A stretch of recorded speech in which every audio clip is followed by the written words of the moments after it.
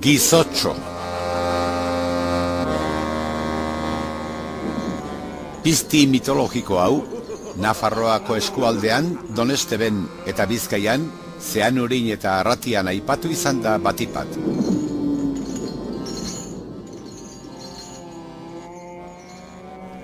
Oianaren barrenean bizi den erdiotxo erdigizon itxurako munstruo basatia da Gizotxo.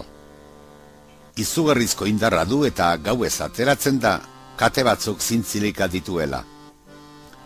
Luzaiden kontatzen dute, indar izugarria duela eta oin borobildua. Arratian diotenez, pertsoneen eta abere basatien arteko harremanetatik sortuak dira pizti hauek.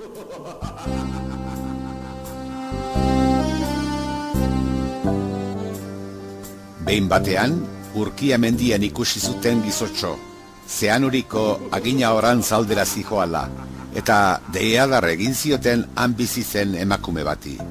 Aginaoko emakumea, mugi zaitez, Gizotxo doakizu eta. Deiadarra entzutean, abiatu zen lasterka etxerantz, baina piztia basatia azkarrago ibili zen. Harrapatu emakumea eta errotik atera zizkion bularrak.